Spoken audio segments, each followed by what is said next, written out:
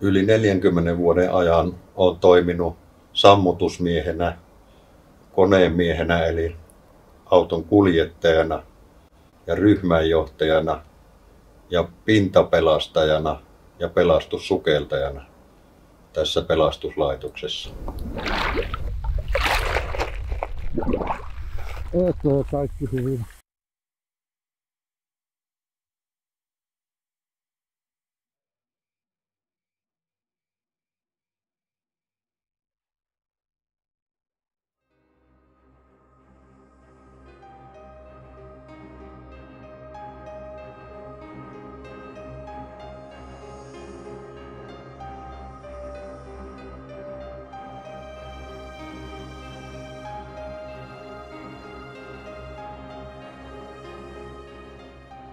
Kun olin pieni, alle kouluikäinen, leikittiin omalla pihalla. Siihen aikaan soi palosireeni aina kun hälytys tuli. Se kuului koko kylälle ja etenkin meidän pihalle se kuului erittäin hyvin. Äiti sanoi, että kun palopilli huutaa, niin pitää pysyä sisällä, ei saa mennä tielle. Pieneen poikaan se teki se voimakas sireenin ääni ja sitten se autojen kiiruhtaminen, niin se teki syvän vaikutuksen siitä, että jossain tarvitaan miehiä pelastamaan, sammuttamaan jotakin. Isot siskot luki jostain kirjasta semmoista kertomusta, että kuinka metsäeläimillä oli hätä, kun metsä palaa. Tämmöisistä asioista muodostui semmoinen kuva, että minuakin tarvitaan palo- ja pelastustyönä.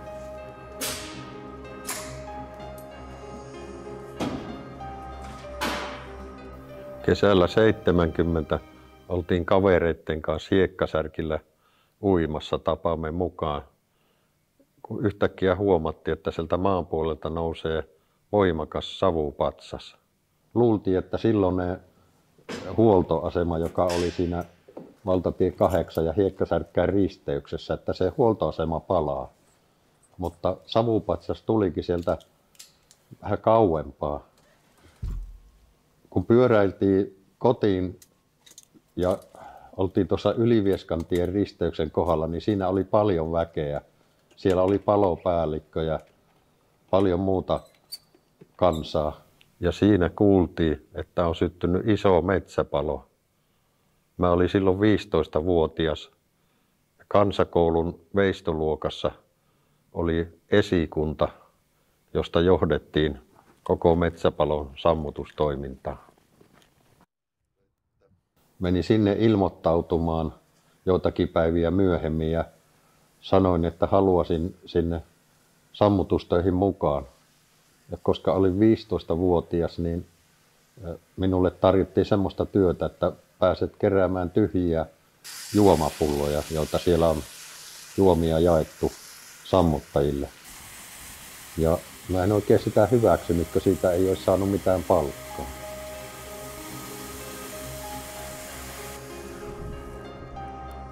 Vesi seis! Mun tuttu oli palopäällikön poika, joka teki yövartiokeikkoja sinne metsäpaloalueelle. Siellä kansakoulun veistoluokan esikunnassa oli liitutaulu, jossa oli työvuorojen varauslista. Ja minähän lähdin mukaan, kun sinne sai parivartioon mennä. Kirjoitettiin nimet sinne. Vuoro alkoi kello 7 illalla ja päättyi kello 7 aamulla. Se oli aika kova huki 15-vuotiaalle kossille. Vartiointi tapahtui vartiotorneista. Siellä oli vartiotornit numero 1, 2 ja 3.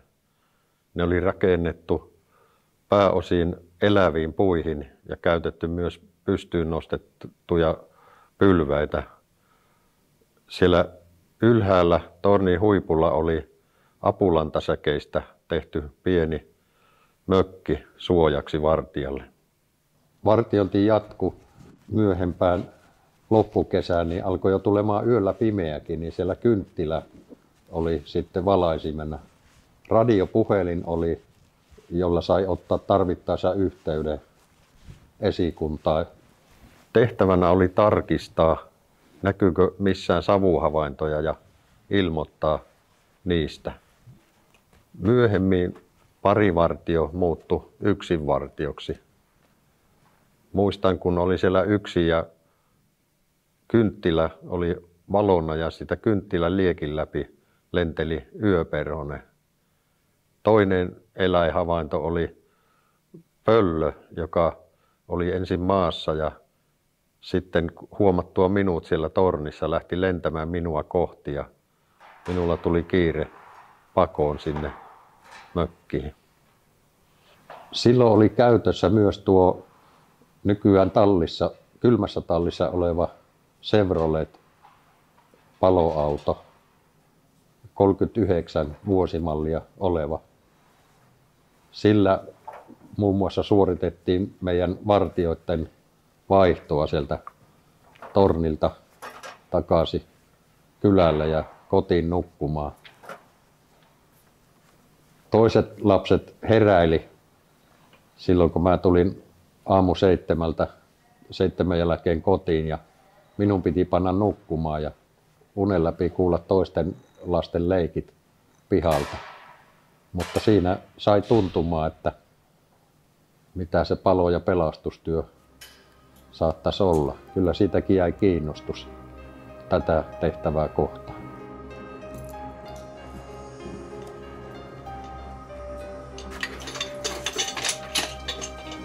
Tuosta suuresta Kalajoen metsäpalosta, jossa tuhoutui reilut 1600 hehtaaria metsää, jäi kiinnostus sammutustyötä kohtaan minun mieleen. Kuntosali.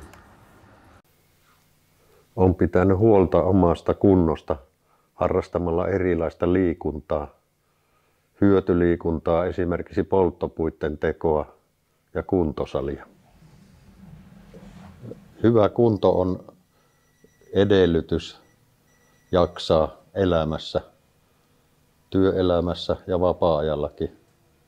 Erityisesti pelastussukeltajana ja palo- ja pelastustyötä tekevänä on tärkeää, että olen fyysisesti kunnossa. Silloin se auttaa pysymään myös henkisesti kunnossa, kestämään ne rasitukset ja yllättävätkin tilanteet, mitä tulee pelastustyössä, etenkin veden alla. Siellä panikoituminen johtaa vakavaan vaaratilanteeseen.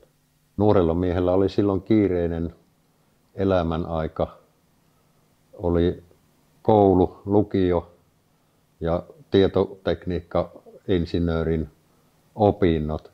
Ehkä ne sai pysymään palomiehen työt tai niihin ryhtymisen taustalla.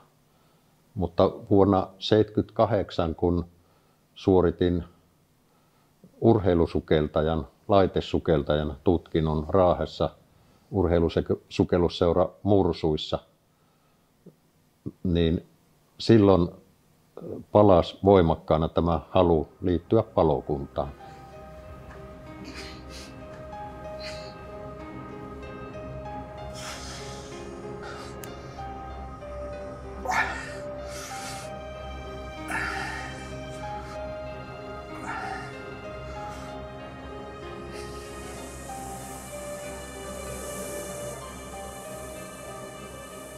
Meitä valmensi laitesukellukseen meidän oma tiedonsiirtotekniikan opettaja.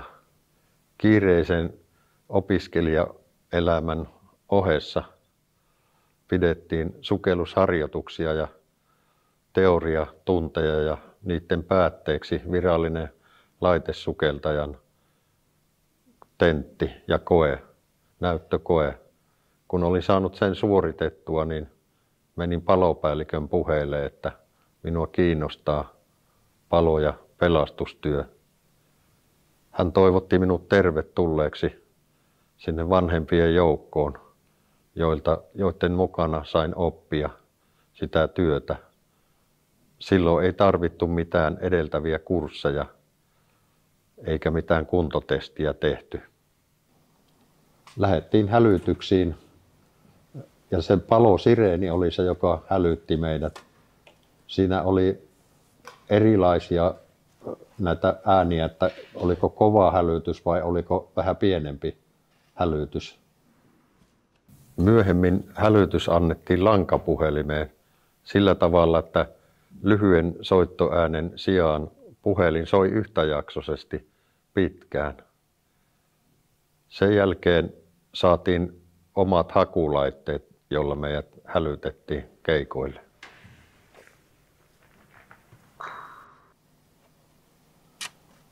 Tosiaan kuntotestejä ei tarvinnut, riitti, että oli riittävässä fyysisessä kunnossa ja niitä kursseja ei tarvinnut, vaan kaikki kurssitus tuli alkuvuosina siitä, että lähdettiin vanhempien miesten mukana hälytyksiin.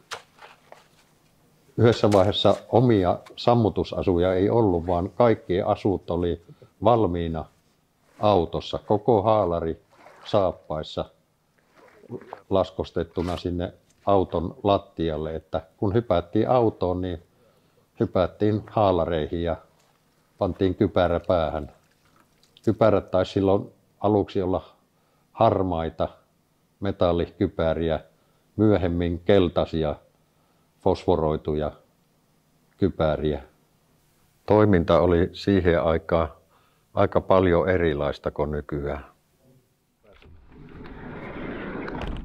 Sellaista järjestelmällisyyttä kuin nykyään ei siihen aikaan ollut, että esimerkiksi ryhmänjohtaja olisi antanut jokaiselle omat tehtävät, vaan päällikkö antoi sammutus- tai pelastustehtävän tai liikenteen ohjauksen ja siinä sai itse katsoa, että minkä tehtävän otti.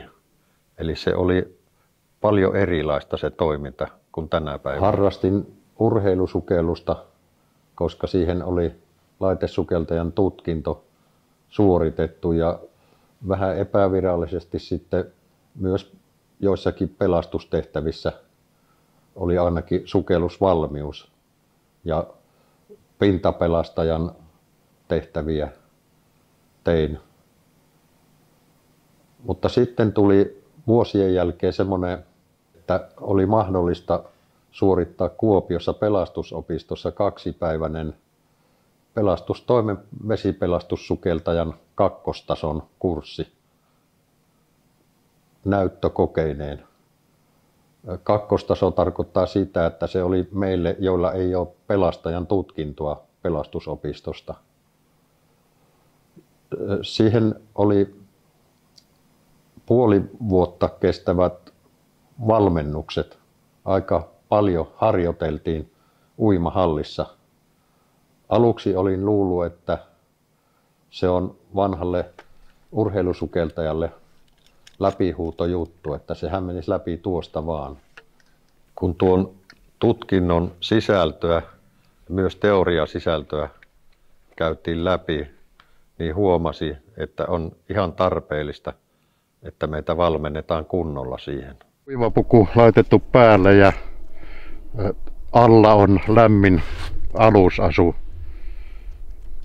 Ja laitteet, paineilmanlaite löytyy tuosta vierestä, joka nostetaan viimeisenä selkää. Siellä on 300 baarin paine ja koko maskilla sukelletaan tällä kertaa.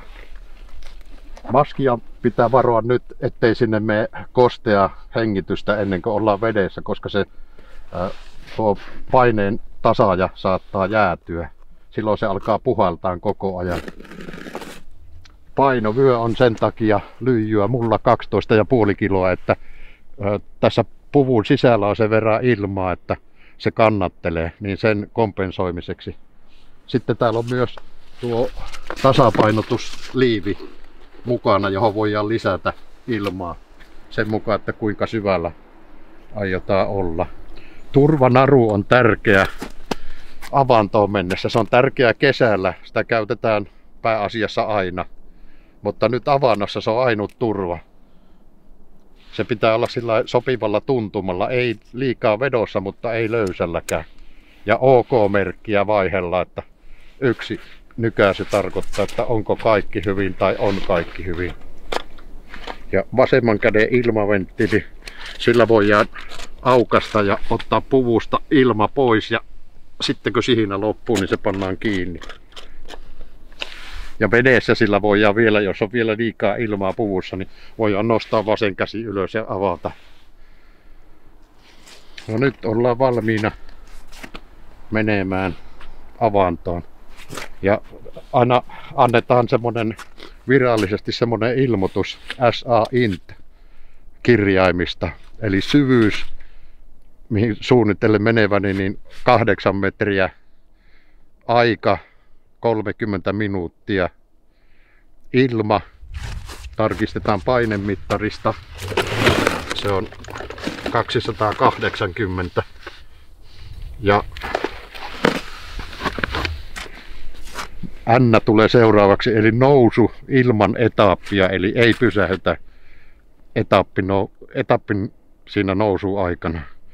Ja tee niin kuin tehtävä harjoitusetsintä jäisissä olosuhteissa avannosta jään alle. Valmis sukeltamaan. Meitä oli 6 henkilöä, eli 3 sukellusparia, joita valmennettiin kovasti. Ja sitten kun koitti se päivä, että lähdetään Kuopioon näyttökokeisiin, niin se oli kyllä jännä paikka. Kaikilla meni kuitenkin läpi, vaikka meillä lähes jokaisella oli jotakin pieniä virheitäkin. Siellä sai tietty määrä tulla virheitä, mutta kaikki pääsi läpi ja sai pelastussukeltajan paperit. Ihan alussa meidät laitettiin painekammioon, joka on semmoinen ehkä isohkoa henkilöauton tilaa vastaava metallinen kapseli. Ja kun se ovi pannaan kiinni, niin sitä ei saa ihan heti auki. Sinne laitetaan ylipaine. Ja meidät testattiin, että kestetäänkö me ylipainetta, koska vedessähän 10 metrin välein, kun mennään alaspäin, niin tulee 1000 kuutiosenttiä, eli litra vettä, eli suunnilleen kilo 4 senttiä kohti painetta. Kaikki kestettiin se hyvin ja sitten teoriakokeestakin kaikki päästiin läpi, kun oltiin harjoiteltu.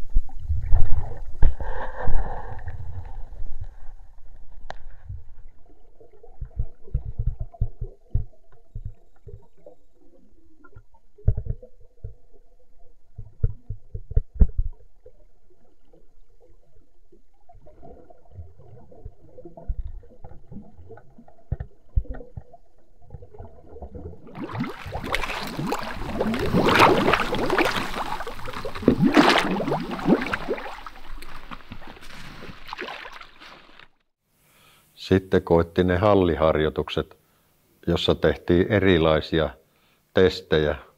Esimerkiksi piti sukeltaa halli päästä päähän ilman räpylöitä ja maskia. Ja piti paineilmalaitteet selässä riisua räpylät ja pudottaa ne sinne hallin pohjalle ja sitten pukea ne takaisin. Ja tässä välillä ilman räpylöitä piti mennä renkaasta läpi. Ei saanut koskettaa pullot siihen renkaaseen. Monenlaisia testejä tehtiin. Muistanko paineilmapullo kolahteli pohjaa ja tiesi, että nyt tulee virhepisteitä, mutta sitkeästi jatkoi loppuun asti ja kaikki meni hyvin. Viimeinen koe oli semmoinen, että sukeltaja parin kanssa työskenneltiin. Toinen parista oli narumiehenä ja toinen suoritti paineilmalaitteet selässä ja peitetty maski kasvoilla, eli mitä ei nähnyt, niin suoritti 6 eri poijun ankkurin etsimisen. Narumiehenä oleva antoi merkkejä, että vasemmalle vai oikealle vai eteenpäin vai takaisin. Ja narumiehen piti seisoa samassa paikassa siellä uimahallin päässä. Terveydentila hyvä. Ja sitten SAI-ilmoitus. Syvyys 8 metriä. Aika 30 minuuttia. Ilmaa 170 baaria. Nousu ilman etappia. Tehtävä harjoitusetsintä avannosta jään alle suoritettu onnistuneesti. Muistan, kun lähdin siitä laskeutumaan altaan reunaa alas. Sokkona pidin kättä siinä altaan päädyssä, että oli mielessä, mistä suunnasta lähdetään poispäin hakemaan ensimmäistä poijua. Narumies antoi merkkejä, mihin päin piti mennä, mentiinkö vasemmalle vai oikealle. Ja sitten narumies ravisteli merkiksi huomio, että olet lähellä poijun narua. Minun piti ottaa sitä poijusta kädellä kiinni narusta ja nykiä merkiksi, että on löytynyt. Ja narumies antoi suunnan seuraavaa poijua kohti. Ja koska poijuja oli 6, niin piti olla mielessä, että sitten kun se 6. poiju oli löytynyt ja oli antanut merkin, niin piti muistaa, että siihen on kätketty lähelle kangasmytty, joka pitää ottaa mukaan ja antaa merkki narulla, että saa vetää. Ja sitten kun se narumies veti ja nousi sieltä ylös ja annoi ilmoituksen tehtävästä, suoritetusta tehtävästä ja otin varusteet pois päältä, niin oli aika lämmin olo, hikimärkänä. Sitten olin tyytyväisenä, että nyt on kaikki suoritettu hyväksyttävästi ja kaiken varalta olin piilottanut laukkuuni punaisen villapipon, jota kuuluisa ranskalainen sukellusveteraani Cousteau oli pitänyt aina, ja laitoin sen päähäni merkiksi siitä, että nyt on kokeet suoritettu ja olen pelastussukeltaja.